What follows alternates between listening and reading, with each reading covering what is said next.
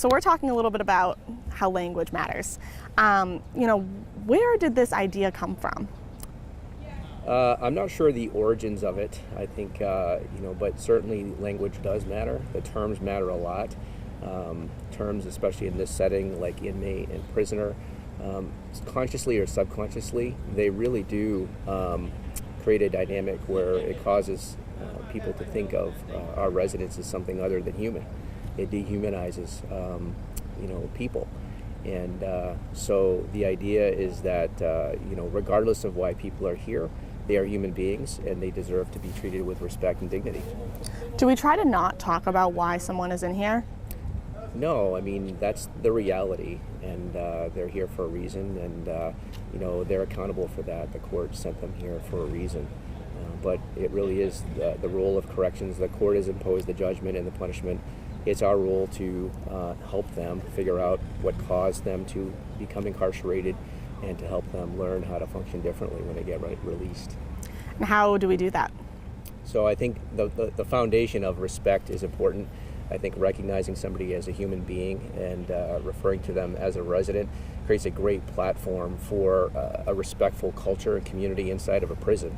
And, so what we really are trying to do is create a positive culture and show people how to be respectful citizens inside in hopes that when they learn those skills, they'll be good citizens when they get out of here. So when I was talking to Penny the other day when I was here, she said, this stuck with me, that people, when they get out, they're going to be our neighbors whether we like it or not. Does this kind of make them a better neighbor? It absolutely does, both on the inside and on the outside. I mean, I think prisons has been historically run by officers trained to look for violations and write them up, and very individually oriented. So what we're really trying to do is build a community inside where residents can interact with one another respectfully and with staff respectfully and learn how to deal with conflict in nonviolent ways. And if they can do that when they're released, then the hope is they can do that and be a member of a community and be a good citizen on the outside. And that makes a better dynamic inside for staff, for residents, and for communities when they're released. When did this start? We have been at this for a while in different ways. It's taken a while to really get the facility security culture to a point where we were ready for this more intense initiative. I think certainly from the minute I walked in the door, there were certain things already underway in terms of helping officers to really improve their skills to communicate effectively with residents, reforms on restrictive housing and limiting the use of restrictive housing, looking at procedural justice. So there's been a lot of foundational work over the years that has really led us to a point where we can really go in the next step in building a community in the facility that actually isn't negative, but can actually feel positive and supportive, which can help better prepare people. So what struck us was one of our managers noticed that in a press release it said resident. Yes. And I had an interview with Commissioner Liberty about something unrelated, soon after that. And so I asked him about it. Was that kind of the first step?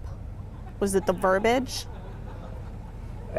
I think the foundational work that we had done before that made a conversation about that even possible. That's terminology that people like yourself react to, and so you don't get to just introduce a term like that in a correctional environment overnight and think it's going to be received. You have to prepare people for why is this necessary at this point? How is this going to help us get better outcomes? How does this change the dynamic between staff and residents? And so we build up to it. There's a lot of sort of, like I said, foundational work that you've got to lay before you can get to that point in a setting like this. So I went inside, I think dorm 6. So that's the one that has a little bit softer surroundings. Yes. How does that help? It helps by prisons historically, as I mentioned, not just the way we've typically in the past engaged with residents, that's now changing, but in terms of the buildings and the structures around residents can create more problems than benefit sometimes. They can cause mental health issues to become worse. It can be depressing. It exacerbates problems. It increases negativity, both for residents and staff. And so residents, many of whom will be here for a long time, they want fulfillment. They want less chaos. They want a supportive environment, and if we can provide that, we do expect something in return. We expect them to participate and contribute to a positive social dynamic in the unit that's beneficial for everyone, residents, staff, and then it's less traumatizing for them, it's less negative for the staff who work here, and we'll get better outcomes as a result. And I think Penny mentioned the other day that there have been like fewer fights as well. How does that contribute to, how do all these things contribute to, them not resolving things with a punch? So that's definitely true, and I think a lot of that has to do with, in this dynamic of behavior, punishment, where's the learning in that? The learning needs to be introduced. So as we begin to introduce ideas like nonviolent communication and conflict resolution, we really can get further with helping people understand what they're really trying to achieve in those fights and approach it differently. Approach it more socially, pro-socially. That helps us inside. That's going to help them when they get out of here. And again, it creates a more positive culture, a less adversarial culture between residents and between residents and staff as well. Are you guys the first prison to do this? No, this has been tried in different versions around the country. It's been tried internationally in other areas as well. But like any correctional setting, they're all unique, they're all different. So we have to apply concepts that are going to work well in this environment with our staff and our residents. So we've been at it in this facility pretty intensively for the past year. Yeah, I think you said when I was here the other day that you're not modeling, but you're kind of looking to places like Norway or South Dakota to kind of see how they've done it. Yeah, we are looking for inspiration from other areas of things that work, and taking elements of those areas that we think are going to work with our system, and also trying new things maybe that haven't been tried in other places, and seeing how they're going to work here in this environment. So yeah, it's a little bit groundbreaking, I think, as far as some of the concepts that we're applying, and it's exciting because I really believe this is going to work better. And how have maybe some long-term correctional officers responded to this type of change? Yeah, it's tough. We're asking a lot of them.